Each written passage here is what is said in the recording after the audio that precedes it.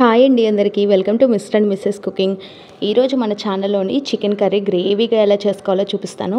మనం chicken curry చేసేటప్పుడు నార్మల్గా అయితే కొంచెం గ్రేవీ మాత్రమే వస్తుంది. మనం మార్నింగ్ టైం తినేసి ఈవినింగ్ టైంకి గ్రేవీ అనేది ఉండదు, ఓన్లీ పీసెస్ వరకే ఉంటాయి. అప్పుడు టేస్ట్ ఉండదు కదా కర్రీ అనేది. ఇలా గ్రేవీతోని ఫుల్ గ్రేవీగా చికెన్ కర్రీ టేస్టీగా ఎలా చేసుకోవాలో చూపిస్తాను. ఇది రైస్లోకే కాదు, రోటీ, రైస్, చపాతీ దేనిలోకైనా చాలా బాగుంటుంది. స్పెషల్లీగా జొన్న రొట్టెలోకి అయితే మామూలుగా ఉండదండి, సూపర్ కాంబినేషన్లో ఉంటుంది.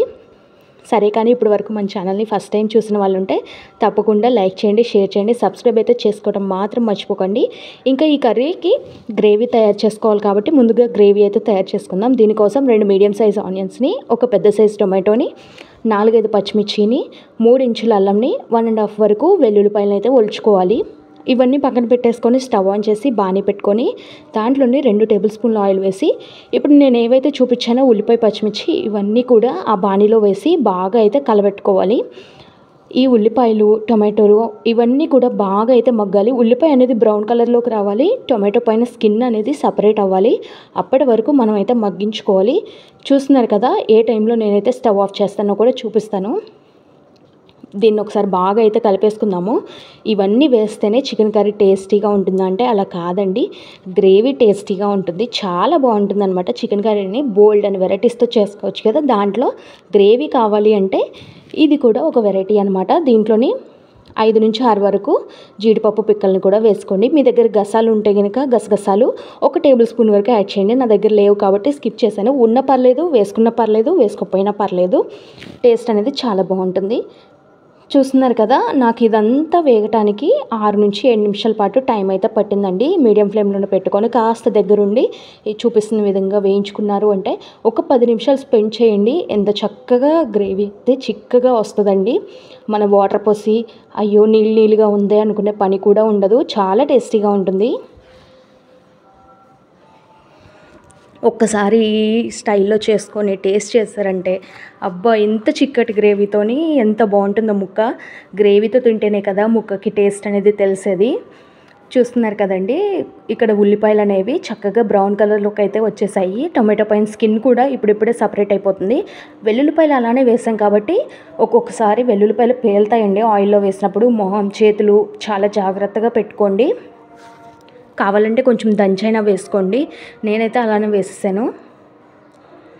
కొంచెం లోతుగా ఉన్నది తీసుకుంటే ఇట్లా వేపుకోవడానికి, మనం కర్రీ చేసుకోవడానికి కూడా బాగుంటుంది. కర్రీ చేసుకునేటప్పుడు కడాయి లాంటిది కాకుండా ఇలా దాకలు లాంటివి లోతుగా ఉన్నదైతే తీసుకోండి, ఎందుకంటే పైకి చిందకుండా ఉంటుంది. చూస్తున్నారు కదా, ఉల్లిపాయ ముక్కలు అనేది బ్రౌన్ కలర్లోకి వచ్చాయి. టొమాటో ముక్కలు కూడా పూర్తిగా అయితే వేగిపోయాయి, స్కిన్ కూడా సపరేట్ అయిపోయింది. ఇంకా ఈ టైంలో స్టవ్ అయితే ఆఫ్ చేసుకోండి. ఇవి బాగా చల్లార్చుకోవాలి. చూస్తున్నారు కదా, ఈ విధంగా మనకి వేయించుకుంటే సరిపోతుంది ముక్కలన్నిటిని. ఇక దీన్ని అయితే తీసి పక్కనైతే ఉంచుకుందాము. ఇప్పుడు చికెన్ని ఎలా మ్యారినేట్ చేసుకోవాలో చూపిస్తాను. అది చల్లారేలోపు చికెన్ మ్యారినేట్ చేసుకుందాము. దీనికోసం 1/2 టేబుల్ స్పూన్ వరకు పసుపుని, 1/2 టేబుల్ స్పూన్ వరకు గరం మసాలా పౌడర్ని, 2 టేబుల్ స్పూన్స్ వరకు కల్లులుప్పును అయితే తీసుకున్నాను. ఆ తర్వాత 2 టేబుల్ స్పూన్ వరకు కూరకారంని, 1.5 టేబుల్ స్పూన్ వరకు ధనియాల పొడిని అయితే తీసుకున్నాను. వీటన్నిటిని వేసి మనం తీసుకున్న 1 kg చికెన్లో వీటన్నిటిని వేసి చక్కగా మ్యారినేట్ చేసేసుకుందాము. వీటన్నిటిని అయితే 1 by 1 అయితే యాడ్ చేసుకుందాము. చూస్తున్నారు కదా, పీసెస్ అనేవి ఇంత పెద్దగా ఉన్నాయండి. ఇది పెద్ద బాయిలర్, బాగా ముదురుకోడండి. ఈ ముదురుకోడికి ఈ చిక్కటి గ్రేవీ పట్టించి చేస్తే సూపర్ టేస్టీగా ఉంటుంది. నాటుకోడి తిన్న ఫీలింగే వస్తుందన్నమాట. పసుపు, ఉప్పు, ధనియాల పొడి, గరం మసాలా పొడి, కూరకారం అయితే వేసేసుకోవాలి. ఇక్కడ మీరు కొంచెం ఆయిల్ కూడా వేసుకోండి, బాగుంటుంది. నేనైతే చూపించలేదు ఇక్కడ ఆయిల్ వేసింది. కొంచెం ఆయిల్, నిమ్మరసం నిమ్మకాయ ఉంటే ఒక చెక్క నిమ్మరసం కూడా పిండుకొని ఒక పావు గంట లేదా అర్ధగంట పాటు అలా వదిలేయండి మ్యారినేషన్ చేసి. పైన మూత పెట్టడం మాత్రం మర్చిపోవద్దు, ఎందుకంటే మసాలా స్మెల్ అనేది బయటికి పోతుంది. అలా బయటికి పోకుండా ఉండాలి అంటే మూత కంపల్సరీగా పెట్టాలండి. ముందుగా ఇవన్నీ వేసి చికెన్కి పట్టించడం వల్ల ఏంటంటే మనం ముక్క తింటున్నప్పుడు ముక్కలోకి ఉప్పు, కారాలు అనేవి కరెక్ట్గా వెళ్తాయన్నమాట. అప్పుడు ముక్క చప్పగా ఉండదు, కొంచెం టేస్టీగా అనిపిస్తుంది అనమాట. అందుకనే ఇలాగా నిమ్మరసం కూడా వేసుకోమని చెప్తున్నాను. కొంతమంది పెరుగు కూడా వేసుకుంటారు, పెరుగు వేసుకున్నా కూడా బాగానే ఉంటుందండి, అది వేరే స్టైల్లో వస్తుందన్నమాట టేస్ట్. చూస్తున్నారు కదా, ఈ విధంగా ముక్కలన్నిటికీ అయితే పట్టించుకొని దీన్ని అయితే మూత పెట్టుకొని ఒక పావు గంట నుంచి 15 నిమిషాల నుంచి 30 నిమిషాల వరకు మ్యారినేట్ చేసుకుందాము. నిమ్మకాయ వేస్తే ఇంకా టేస్ట్ బాగుంటుంది. నా దగ్గర నిమ్మకాయ లేదు కాబట్టి నేను వేసుకోలేదు. మనం ఏదైతే వేయించుకున్నామో ఆ వేయించుకున్న మొత్తాన్ని కూడా మిక్సీ జార్లో వేసి చూపిస్తున్న విధంగా మెత్తగా పేస్ట్ అయితే చేసి పక్కనైతే ఉంచుకోవాలి. ఆ తర్వాత మనం వేయించుకున్న బాణీలోనే ఇంకొక 4 టేబుల్ స్పూన్ల వరకు ఆయిల్ అయితే యాడ్ చేసుకోవాలి. ఇది పులుసుతో సహా చేస్తాం కాబట్టి గ్రేవీ ఎక్కువ ఉంటుంది కాబట్టి పైకి చిందుతుందండి. అలా చిందినప్పుడు మీ స్టవ్ మొత్తం ఖరాబ్ అయిపోతుంది కాబట్టి లోతుగా ఉన్నదైతే తీసుకోండి. 4 టేబుల్ స్పూన్ల ఆయిల్ వేసాక ఆయిల్ హీట్ అయిన తర్వాత మనం ముందుగా మ్యారినేట్ చేసినటువంటి చికెన్ అయితే వేసుకోవాలి. చూస్తున్నారు కదా, ఇలా చికెన్ మొత్తాన్ని వేసేసుకొని ఒకసారి ఆయిల్ అంతా బాగా పట్టేలాగా అయితే కలుపుకోవాలి. చూస్తున్నారు కదండి, ఈ విధంగా చికెన్ మొత్తాన్ని అయితే వేసుకోవాలి. మేమైతే స్కిన్తో సహా తీసుకున్నాము. ఇష్టం లేని వాళ్ళు స్కిన్ తీసేసుకోవచ్చు. ఇలా గ్రేవీ కర్రీలో స్కిన్ చక్కగా మసాలాలు పట్టేసి చాలా టేస్టీగా ఉంటుందండి. చూస్తున్నారు కదా, ఇలా బాగా అయితే కలుపుకోవాలి. ఆయిల్ అంతా ఒకసారి ముక్కలకి పట్టేలాగా కలుపుకోవాలి.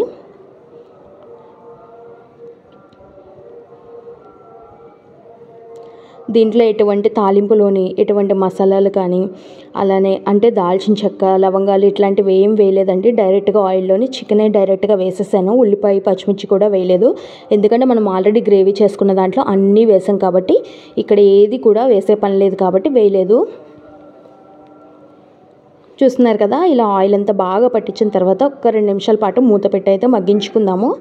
మూత పెట్టి మగ్గించుకోవటం వల్ల ఏంటంటే లోపల నుంచి ఇది కోడిలో నుంచి కొంచెం ఆయిల్ అనేది రిలీజ్ చేస్తుందండి. అందుకని మనం తక్కువ ఆయిల్ అయితే వేసుకున్నాము. ఇలా ఆయిల్ రిలీజ్ చేసిన తర్వాత దాంట్లో కొంచెం వాటర్ ఉంటుంది కదా, తేమ అనేది, ఆ తేమ కూడా బయటకు వస్తుంది. చూస్తున్నారా, ఆయిల్ అనేది ఎంత వచ్చేసిందో బయటికి. మనం 4 టేబుల్ స్పూన్స్ వేస్తే 4 టేబుల్ స్పూన్స్ రెట్టింపై వచ్చిందండి ఎక్కువ ఆయిల్ అనేది. ఎంత ఆయిల్ వచ్చిందో కదా. ఒకసారి బాగా అయితే కలుపుకుందాము. చూస్తున్నారు కదా, ఒక్క 10 నిమిషాల పాటు అయితే మీడియం ఫ్లేమ్లో పెట్టుకొని మనం ఎటువంటి కూడా వేయకుండా ఈ చికెన్ అనేది ఆయిల్లోనే ఫ్రై చేసుకోవాలి. అప్పుడే టేస్టీ ఉంటుంది అండి. మనం ముందుగా తయారు చేసి పక్కన ఉంచుకున్నాం కదా, ఆ మసాలా పేస్ట్ అంతటిని అయితే యాడ్ చేసుకోవాలి. ఈ మసాలా పేస్ట్ అనేది వేగనవసరం లేదు, ఎందుకంటే మనకు కావాల్సినంత ముందు వేయించుకొని మిక్సీ చేసుకున్నాం కాబట్టి వేయించుకునే అవసరం లేదండి. చూస్తున్నారు కదా, ఈ మసాలా పొడి అంతా బాగా చికెన్కి పట్టేలాగా కలుపుకోవాలి. నేను ఒక ఫోన్తో వీడియో తీసుకుంటూ ఒక ఫోన్తో కలుపుతున్నాను కాబట్టి సరిగ్గా కలపట్లేదు అనుకుంటున్నారేమో, అలా అనుకోకండి. చూస్తున్నారు కదా, చక్కగా అయితే మీరు 2 చేతులతో, ఒక చేతితో దాకని ఇంకొక చేతితో గరిటెని పట్టుకొని కలపండి, కరెక్ట్గా ఉంటుంది. క్వాంటిటీ ఎక్కువగా ఉండటం వల్ల ఒక్క చేతితో కలపడానికి అవ్వట్లేదు. ఇలా బాగా కలిపేసుకుంటే చూస్తున్నారు ఎంత గ్రేవీ వచ్చింది. ఇప్పుడే తినేయాలనిపిస్తుంది కదా, కానీ ముక్క ఉడకలేదు. చూస్తున్నారు కదండి, ఇప్పుడు మీకు 2 నిమిషాల పాటు హై ఫ్లేమ్లో పెట్టి మూత పెట్టుకోవాలి. ఇప్పుడు మూత ఓపెన్ చేసి చూడండి, దాంట్లో నుంచి కొంచెం వాటర్ రిలీజ్ అవుతుంది కదా, ఆ వాటర్కి మసాలా కూడా చక్కగా ముక్కలకి అన్నిటికీ కూడా బాగా పట్టేసింది. ఇప్పుడు మీకు ఎంత కావాలో అంత వాటర్ అయితే యాడ్ చేసుకోండి. ముక్క మునిగే వరకు నేనైతే ముక్క ఉడకాలి కాబట్టి దానికి సరిపడా వాటర్ని అయితే యాడ్ చేసుకుంటున్నాను. ఇలా వాటర్ వేసేసిన తర్వాత మీడియం టు హై ఫ్లేమ్లో అడ్జస్ట్ చేసుకుంటూ 15 నిమిషాల పాటు ఉడికించుకోవాలి. మధ్య మధ్యలో మూత తీసి కలుపుకుంటూ ఉండాలండి. ఇది ఉడకడానికి నాకైతే ఎక్కువ టైం పట్టింది. ఇది బాగా ముదురుకోడు అనుకుంటా. చాలా టైం అయితే పట్టింది, 30 మినిట్స్ వరకు పట్టిందండి. అప్పటి వరకు నేను కుక్ చేస్తూనే ఉన్నాను. మధ్యలో మీకు ముక్క ఉడికిందా లేదా అని తెలియాలి అంటే ఏదైనా ఒక స్పూన్ కానీ ఫోర్క్ కానీ తీసుకొని ఒకసారి 2 ఫోర్కులు తీసుకొని ముక్కని స్క్వీజ్ చేసి చూడండి, ఉడికిందా లేదా అనేది తెలుస్తుంది. ముక్క ఉడికిన తర్వాత ఇంకా స్టవ్ ఆఫ్ చేసుకుంటే సరిపోతుంది. కొత్తిమీర ఉంటే టేస్ట్ అయితే వేరే లెవెల్లో ఉంటుంది, కానీ కొత్తిమీర అయితే లేదండి నా దగ్గర ప్రస్తుతానికి. అందుకే నేనైతే కొత్తిమీరని స్కిప్ చేశాను. మీ దగ్గర ఉంటే మాత్రం తప్పకుండా ఈ టైంలో వేసుకోండి. చక్కగా కర్రీ మొత్తానికి ఆ ఫ్లేవర్ అనేది పడుతుంది, టేస్ట్ కూడా చాలా బాగుంటుంది.